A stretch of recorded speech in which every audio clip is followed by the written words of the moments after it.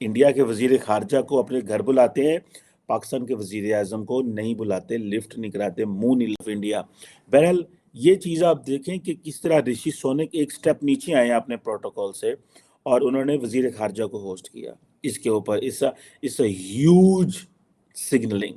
ये कई हालात ऐसे हैं कि दुनिया हमारी तरफ देख रही है और दुनिया जो है वो हमसे बहुत ज्यादा एक्सपेक्टेशंस रख रही है। इंडिया ये बात इसलिए कह रहा है या इंडिया के प्राइम मिनिस्टर ये बात इसलिए कह रहा है क्योंकि वाकई दुनिया जो है वो इस वक्त उनकी तरफ देख रही है। भारत अपनी तरक्की में जिस तरह चल रहा है वो तो चलता रहेगा क्योंकि वो डिटरमेंट है, उनके अंदर नेशनलिज्म है, लेगेसी के शौक है उनको, बस वो हमें। लेकिन सर हमारी जो एक आदत है ना कि हम अपने यहाँ होने वाली हर बात को, मैं तो बचपन से देख रही हूँ, हम भारत पे डाल देते हैं, इंडिया कर रहा है।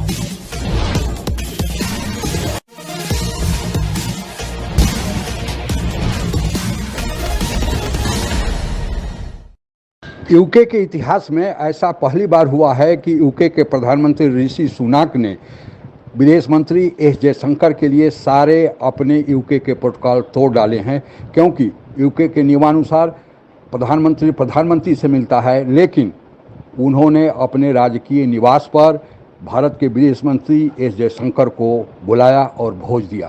क्यों बुलाया, जानने की कोशिश करते हैं। ऋषि सोनक साहब जो हैं is a very hard working gentleman. England में उन्होंने देखिए मेहनत की, वजीर आज़म बन गए। उन्होंने डॉक्टर जयशंकर भारत के फॉरेन मिनिस्टर जो है उनको होस्ट किया। मुझे नहीं लगता कि 10 डाउनिंग स्ट्रीट में इतना गैप आया होगा कि वजीर आज़म वजीर खारजा को होस्ट कर रहा है। It is never, I have never seen this. और ये जो इवेंट है जिसमें दोनों की वाइफ्स हैं, तो ये एक प्योरली फैमिली इवेंट है। प्लस जो है वो जिसे आप कह लें कि जिसे कहते हैं ना कि 10 डाउनिंग स्ट्रीट जो है हमेशा ब्रिटिश प्राइम मिनिस्टर की ऑफिशियल रेजिडेंस है, तो वहाँ पे वजीर खारजा को होस्ट करना और उनकी बेगम को होस्ट करना, इट मीन्स अ लॉट। वजीर आजम को नहीं, वजीर खारजा। एक तो मैं इसको इंडिया के वजीर खारजा को अपने घर बुलाते हैं, पाकिस्तान के वजीर आजम को नहीं बुलाते, लिफ्ट नहीं कराते, मुंह नहीं लाते, साढ़े पंजाबी कहते हैं। ऐसा मतलब गल वध गई है। सो ये देखें कि उन्होंने अपने प्रोटोकॉल से एज ए प्राइम मिनिस्टर नीचे आए, वजीर खारजा को होस्ट किया, उनकी वाइफ जो कि जापानीज़ है उनको होस्ट किया, और बड़ा ही जिसे कहते हैं ना डॉक्टर जयशंकर बड़े मंजे हुए डिप्लोमेट हैं। उन्होंने प्राइम मिनिस्टर मोदी के लिए बड़ा काम किया और उनकी पार्टी के लिए बड़ा काम किया है, and is always traveling globally to promote and the national interest of India. बहरहाल ये चीज़ आप देखें कि किस तरह ऋषि सोनक एक स्टेप नीचे आए अपने प्रोटोकॉल से और उन्होंने वजीर खारजा को होस्ट किया। इसके ऊपर इस ह्यूज सिग्नलिंग। ये बहुत कई हालात ऐसे हैं कि दुनिया हमारी तरफ देख रही है और दुनिया जो है वो हमसे बहुत ज्यादा एक्सपेक्टेशंस रख रही है। इंडिया ये बात इसलिए कह रहा है या इंडिया के प्राइम मिनिस्टर ये बात इसलिए कह रहा है क्योंकि वाकई दुनिया जो है वो इस वक्त उनकी तरफ देख रही है। ये बात उन्होंने किस लिए की आपको पता है? ये एक तरह से नहीं सिर्फ बात की, दुनिया उनकी तरफ इकोनॉमी के लिए भी देख रही है, क्योंकि इस वक्त दुनिया की जो सबसे एक ही फ्लरिशिंग इकोनॉमी है और वो इंडिया की है, तो दुनिया उनकी तरफ एग्रीमेंट्स के लिए और उसमें हिस्सा लेने के लिए, उनकी मार्केट से उठाने के लिए और अपने जो बेनिफिट लेने के लिए, प्रॉफिट लेने के लिए उनकी तरफ देखती है। हमने देखा 500 जहाजों के जो हैं वो एग्रीमेंट्स किए हैं उन्होंने सुपर पावर्स के साथ। तो वहीं दुनिया उनको इसलिए भी देखती है कि क्योंकि ये जो हैं ये किसी के लाई नहीं होते, और ये तो उन्होंने नेटो के लिए इनकार कर दिया था। डॉक्टर जयशंकर ने क्या कहा था? उन्होंने कहा था ये हम इसके जो है इस तरह के किसी उसमें मुआहदे में नहीं आएंगे जिसमें मतलब किसी तरफ से जो है हमें जंग लड़नी पड़े या। लेकिन सर हमारी जो एक आदत है ना कि हम अपने यहाँ होने वाली हर बात को, मैं तो बचपन से देख रही हूँ, हम भारत पे डाल देते हैं, इंडिया कर रहा है। आज भी अब वही देखते हैं कि जो अफगान सिटीजन को हम निकाल रहे हैं और वहां से जो रिएक्शन आ रहा है, तो उस पर हामिद मीर साहब की जो वीडियो है उसमें वो कहते हैं कि जी ये टारगेट किलिंग में अफगान सिटीजन इन्वॉल्व हैं और उनको फंड कर रहा है रॉ। उन्होंने भारत को फिर इधर लाके खड़ा कर दिया। एक तरफ हम बात करने को कहते हैं, ट्रेड खोलने को कहते हैं दोस्ती करो, दूसरी तरफ इस किस्म के इल्जाम लगाते जा रहे हैं। लेकिन वो तो एक जर्नलिस्ट का अपना एनालिसिस है आरजू। मेरे ख्याल में फ्यूचर में अगर देखेंगे तो गवर्नमेंट मेरा जो अपनी एक सोच है, मैं ये समझता हूं कि रिलेशनशिप बेहतर करेंगे, लेकिन अभी इन्हें पता नहीं चल रहा कि करने कैसे हैं।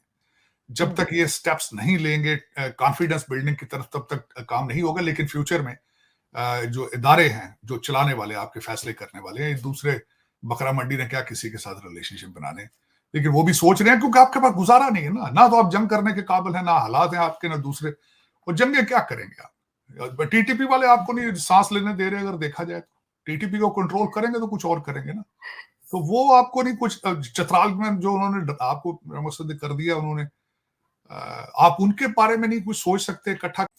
भारत अपनी तरक्की में जिस तरह चल रहा है वो तो चलता रहेगा क्योंकि वो डिटरमेंट है, उनके अंदर नेशनलिज्म है, लेगेसी के शौक है उनको, बस वो हमें शौक नहीं चीजों का, हमें ना मौत का डर है ना कोई नेशनलिज्म है।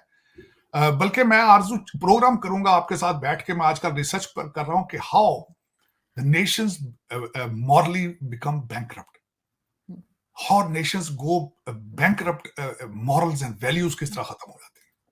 दूसरी चीजों को तो छेड़ेंगे, जो हम मॉरली बैंकरप्ट हो चुके हैं, मैं उस पर रिसर्च कर रहा हूं और इसके बहुत खतरनाक इसके असरात हैं, बहुत खतरनाक है। दोबारा चीजें बन जाती हैं, कंट्री खड़े हो जाते, जिस नेशन कॉम के अंदर मॉरल्स खत्म हो जाए वो उनके बहुत बुरे हाल। आजकल आपके बिल्कुल आप उसी के, मुझे फाइनेंशियल आप करें, फाइनेंशियल तो आपके पास कुछ भी नहीं है ना।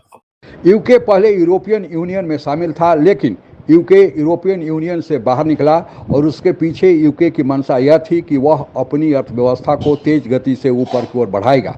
लेकिन उसके बाद कोरोना का महामारी का काल आया, जिससे यूके की अर्थव्यवस्था नीचे की ओर गई। आप इससे भी अंदाज़ा लगा सकते हैं कि भारत की अर्थव्यवस्था वैसे तो तेज़ी से बढ़ रही है, लेकिन भारत से यूके आगे था, यानी विश्व की 5वीं बड़ी अर्थव्यवस्था यूके था और भारत 6वें नंबर पर था।